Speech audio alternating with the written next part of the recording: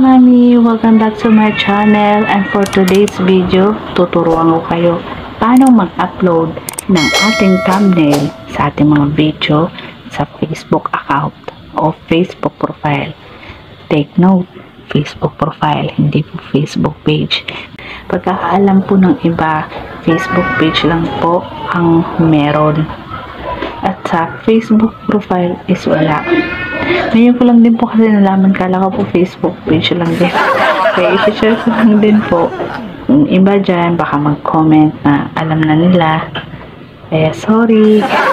Ngayon ko lang din po ito nalaman ayon sa aking na-research. So, intro muna tayo bago tayo magsimula.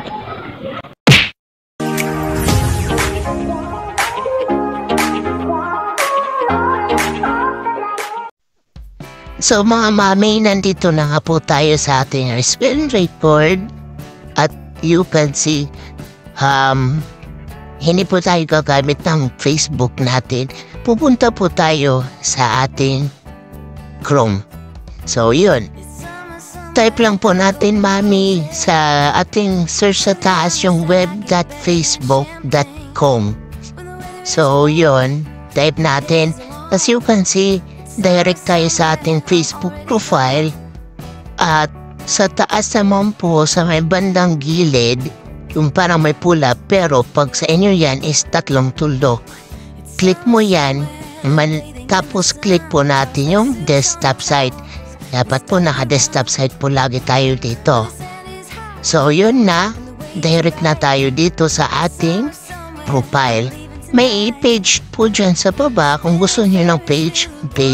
Tapos kung gusto niyo profile, then click niyo po yung video. Yan, tapos pili lang tayo ng video natin. Tapos yung tatlong tuldok, yan, tatlong tuldok, pindutin lang natin. Tapos edit post, yan, edit post lang po. Then yan, yung parang yung pahabang box, pindutin po natin yung parang lapis. Yan, dyan po tayo mag-edit po o maglalagay ng thumbnail.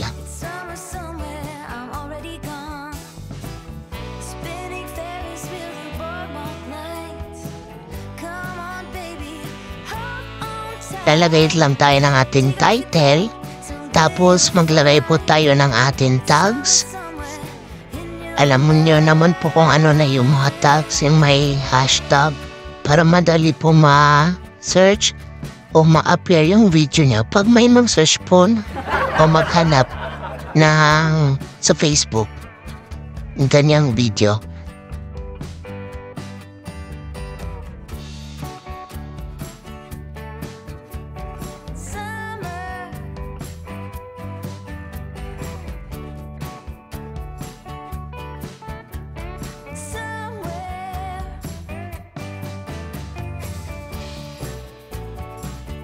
Okay, may nakalagay po ditong choose suggested. Ibig sabihin po, suggested si Facebook na po mismo o maglalagay ng cover ng video nyo. Pero kung maglalagay po kayo, mag-upload po kayo, click nyo lang po yung upload image. Yung katabi mo ng choose suggested, yan. Upload image, then click upload image. Kung may ginawa na po kayong thumbnail, pwede nyo pong hanapin sa gallery nyo sa browser nyo. Gallery yan. May ginawa na po ako. Tapos, click lang po natin sa baba yung save. Yan. Tapos, pagka-click nyan, may saving na naman. Ayan. Pagkalahatan din, may isa na naman pong save na nakalagay sa baba po nito. Click nyo lang po yung save na yan. Yan. Para po masave na po yung video cover po natin. Yan. Loading.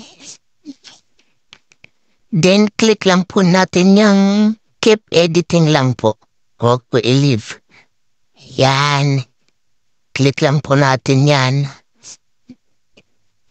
Pagkatapos niyan, refresh lang po natin yung account natin. Scroll down pababa lang, refresh lang natin. And makikita lang po natin yung ating video na may cover, na may thumbnail. Sasabihin yung hindi legit. So, yan. Refresh lang natin to. Mahina lang internet. Yun. O, diba? May Wow. thumbnail na tayo. Hindi lang sa Facebook page, kundi sa Facebook profile na. Ngayon ko lang to nalaman mo, mami niya. Sorry kung ngayon ko lang to nalaman din. So, yun, mag-upload ako mamaya ng mga cover sa aking Facebook profile. And kung may natutunan kayo, don't forget to like and subscribe and hit the notification bell para notify kayo sa aking next video na i-upload.